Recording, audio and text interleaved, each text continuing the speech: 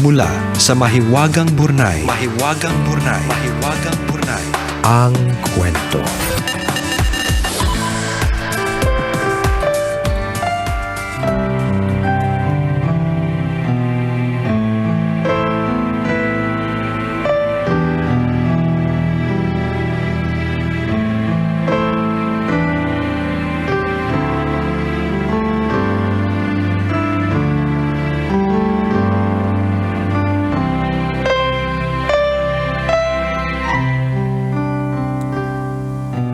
Okay, para po dun sa hindi napakinggan yung sinabi natin kanina sa Facebook Live. So ito pong kwento na Mahiwagang Burnay for today ay part 3 na ng kwento ni na Jade at Carl. Uy! Okay, kung matatandaan nyo po, kasi alam ko naman pong karamihan po sa mga listeners ng Tambalan may pagkaulyanin na po. Ano? Pwede naman makakalimutin lang. Okay, sige. Ang dami lang iniisip. Yan, di ba? Busy tao, ganyan. Oo. So anyway, ang eksena talaga dito is si Carl ay chef sa LA. Nalaman niya na yung kanyang girlfriend na si Jade ay single parent pala. Yung mga ganon, natatandaan niyo na po ba?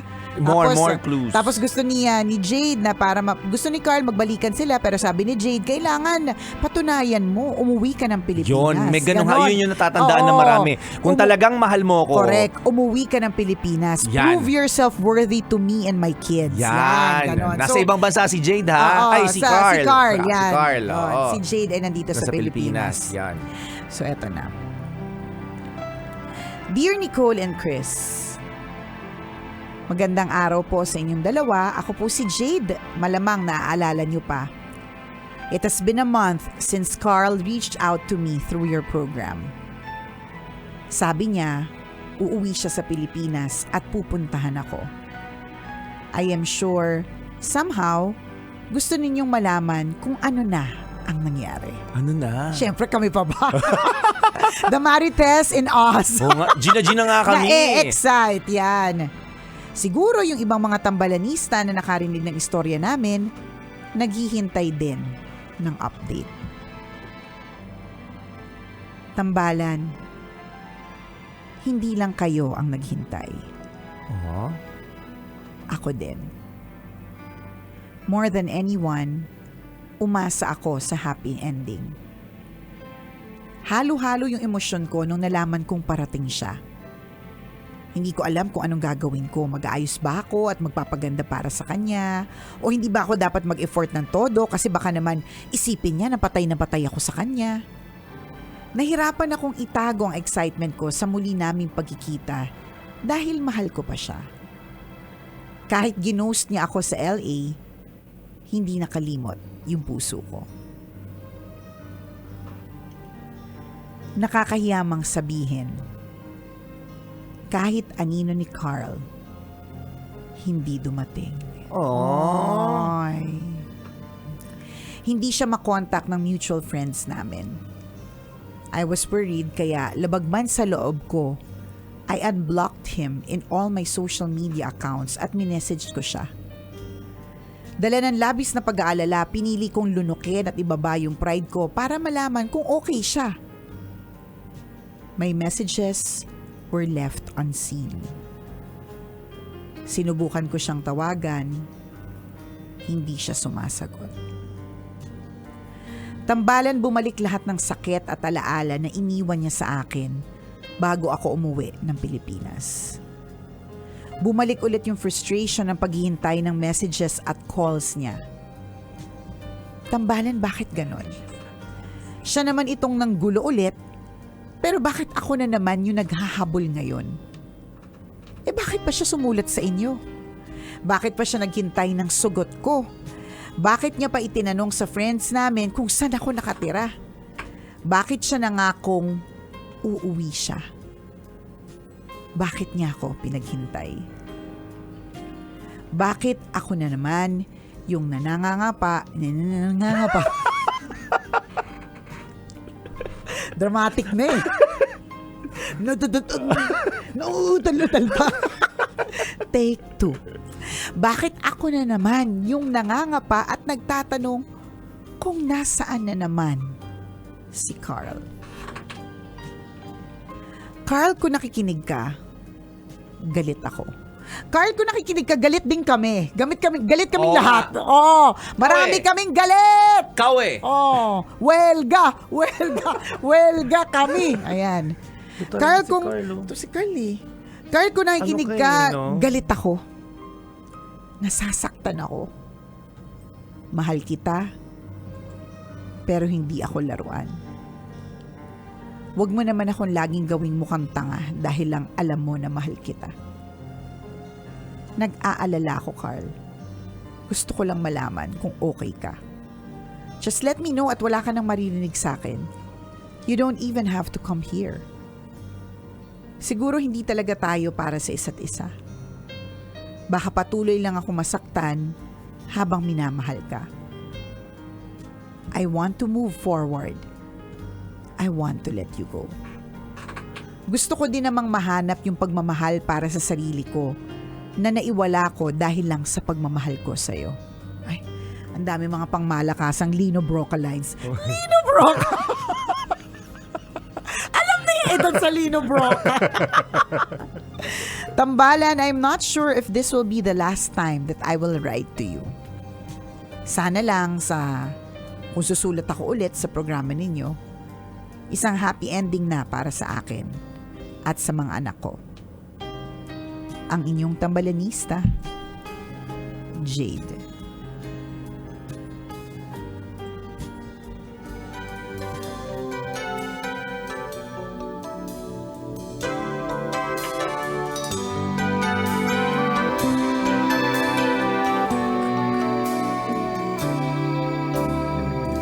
I was wrong when I hurt you. Aww. Did you have to hurt me too? Aww. Did you think revenge would make it better? Aww.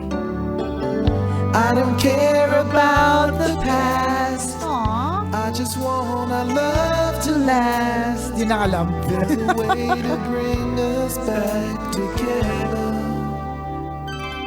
I must forgive you.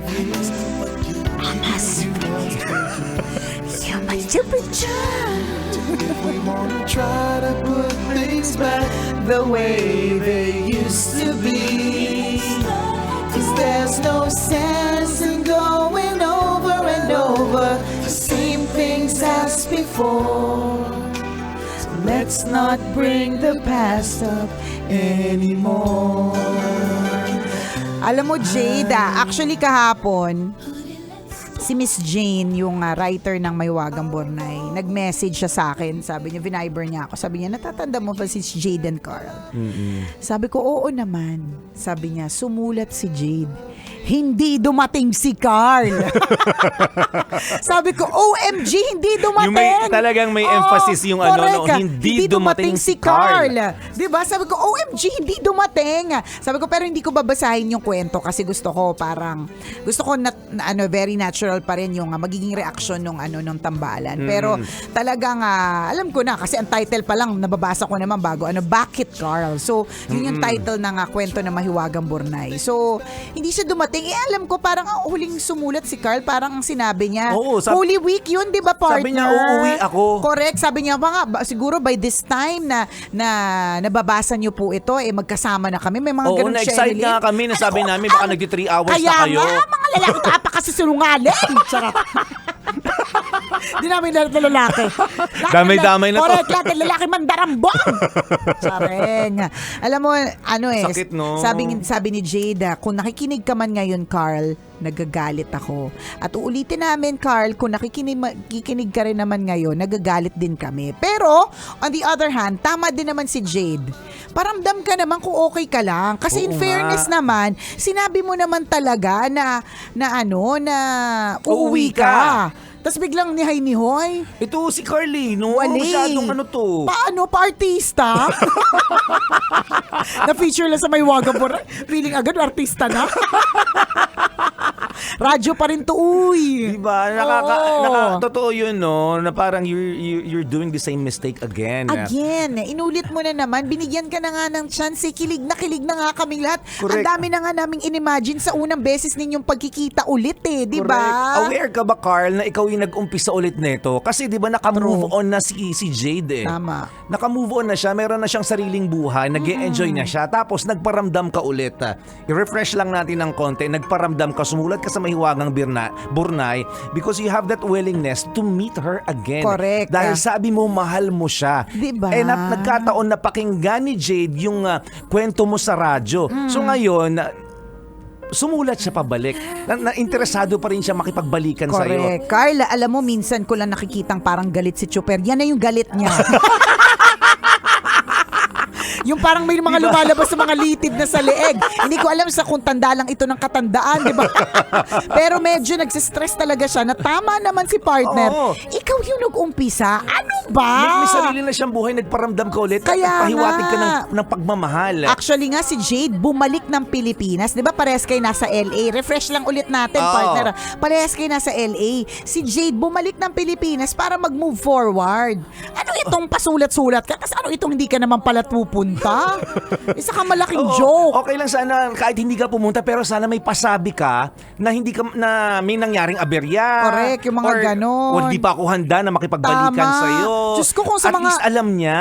Sa mga terms sa mga Becky, charotera ka ng taon. Ikaw na, charotera ka ng Burnay. Isa ka malaking Di ba? Umasa ulit yung tao Kaya Kasi nga sabi mo mahal mo siya dahil, Diba? dahil gusto mo makipagbalikan sa kanya. Ngayon, nagparamdam ulit siya na, sige, bibigyan kita ng pangalawang pagkakataon. Tapos, nawala ka na naman parang multo. Diba? Ay, parang bula. Yung Nag-ghost multo pala ka na- nagpapakita. Correct. Actually, nag-ghost na naman ng pangalawang pagkakataon. O buti Ano nga ito? yung multo nagpapakita. True. Ikaw hindi talaga. Ikaw talaga yung ghost na palaboy talaga sa purgatorio. Charot. Yung hindi Ang galit. Yung hindi malaman saan talaga patungo, di ba? Yung mga wala nagdadasal masyado para sa hindi ka makatawid ng langit. Charot. Ganun Totoo, tagalan. kampi kami kay Oo. Jade. Sorry kasi syempre dun kami sa, alam mo na, yung Oo. sa umasa. And we all hope.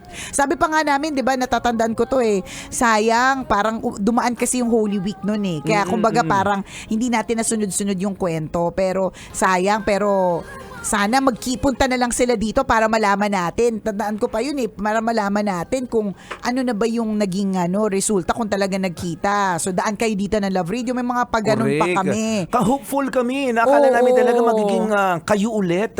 Kasi nga may Pero- paumpisa ka, tas paandar ka lang, di ba? Puro paandar. Ano ito? Kumbaga sa kumbaga scammer ka. Ang dami na sinabi Ang hindi dami maganda. sinabi.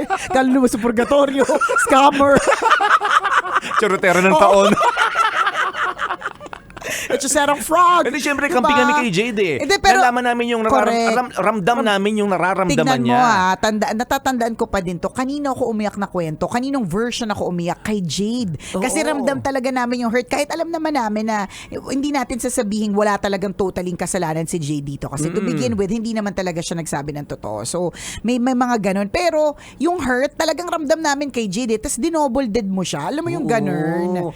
Sana magsabi ka kung ano man, kung sabi nga sana nasa okay kang Oo, kalagayan sana ngayon. safe ka. Magparamdam ka lang. Oo. Sabihin mo kung anong nangyari, bakit hindi ka na nagparamdam. Correct. Unseen yung mga messages. Tama. Ito nga parte, sinasabi ko, sasabihin ko dapat kanina, si Jane, yung kwento ng Mahiwagang Burnay partner, nag-message din kay Carl, in-email, hindi ka nga ba umuwi ng Pilipinas, Carl? Sabi niya, in-email ko siya, tapos tawan-tawa ko talaga, ano sabi mo sa email? Parang feeling ko galit din. Tinong pati yung writer namin galit sa'yo. Yung writer natin na, di ba? Well, we really hope safe ka naman. In fairness, kasi yung huli mo namang sulat, dadating ka. Di ba? Totoo. Kaya lang parang may sinasabi yung writer natin na lumipat na din daw ng restaurant. Parang may mga pagganong pang kemelati. Feeling ko nagdadahilan na lang to. Oo. Para kunyari may aberya pa. Oo, mga ganun. Hindi ko rin talaga, hindi ko Ang dami nang mawari. iniisip. Diba? And lalo na tayo, partner, tayo ang dami nating iniisip. Paano pa si Jade, diba? And Jade, deserve mo naman talaga ang peace of mind. Deserve mo ang mag-move forward. And I guess with this, talagang umpisahan mo na din talagang tulungan yung sarili mo. Na sabi mo nga, baka nga naman talaga we're just not meant to be. Hindi talaga papunta doon sa happy ending kayong dalawa. Kumbaga, mag-move ka na lang. I mean, 'di ba sabi nga natin kahit pagbalik ta rin man ng mundo, 'di ba? Magkalayo man kayo kung talagang kayo ang meant for each other. 'Di ba? Love will find its way back to you. Pero habang medyo malabong malabo kasi ano ba, nakarating ba ng Pilipinas, may nangyari. Pero to begin with, kung may nangyari diyan, malalaman mo din naman eh. Totoo. 'Di ba? Kasi may common friends kayo. Yun naman talaga din yung nag-ugnay sa inyo. Feeling ko malalaman mo din. So ngayon, it's really time for you to start moving forward. It's always so easy to say. Ang dali-dali lang para sabihin namin ito, 'di ba? Pero umpisahan na talaga natin. Yung pain na bumalik ulit, 'di ba? Yung pain na naramdaman niya noon, bumalik ulit ngayon. Tapos nadagdagan pa yun actually. Kasi mas sariwa atong nangyari eh. 'Di ba na parang umasa ako, magkikita tayo, bumili na nga ako ng bagong panloob eh. Kaya nga eh. 'Di ba? Ang dami na Tapos nga natin wala. na-imagine eh, 'di ba? Sabi namin, 'di ba, malamang bumili ng bagong panloob yan, may bumili ng pabango yan. Lahat, sinabi pa nga natin, parang ano ba, sasalubong ka ba sa airport o kunwari nagulat ka sa bahay? Oo, 'Di ba? Yung mga ganon. pinagtawanan pa nga natin yun eh, yung sasalubong ka sa airport pero kunwari hindi mo alam Hindi mo na dadating siya, 'di ba? Parang may mga ganun pa kaming, kumbaga talagang na-imagine na namin lahat ng scenario. But, matatapos na yung oras namin sa radyo. Pero for you, Jade, ulitin lang namin, deserve mo naman to be loved. Totoo yan. At ramdam ko naman namin kung gaano katindi yung pagmamahal mo, 'di ba? So, it's time to love yourself even more. So, loving yourself even more means accepting na sa ngayong phase na ito ng buhay ninyo ni Carl, it's just not meant yet. Hindi pa talaga. Pero sabi niya hindi pa ito yung huling pagsulat Sabi niya sa sana, Bornay. oo. Pero ako ang imagine So, ko, ibig sabihin, ang imagine ko naman sa sinabi niyang yun, sana pag nagsulat siya sa Bornay, may happy ending siya, pero sa ibang tao. Yun yung parang na-imagine ko eh. Sana ganun na yung mangyari. Correct. Masayang kwento naman yung i-share mo sa amin tama. the next time around. True. Hindi gantong pain mas masyadong masakit ramdam namin yung yung pinagdadaanan mo ngayon. Correct. Pero kakampi mo kami. Yes, Oo. we are with you, Jade, in spirit, in sickness, and in health. O siya. Basta gets mo na yun. Basta gets mo na yon. Salamat, Jade, for sharing your story with us. At kung ikaw gusto mo rin mag-share ng kwento, pwede mo kami i-email. Send your stories at Mahiwagang Burnay Story @gmail.com. Mali mo kwento mo na ang ating pag-uusapan sa mga susunod na araw. Kaya send mo na yan, Kabisyo. Thank you, Jade!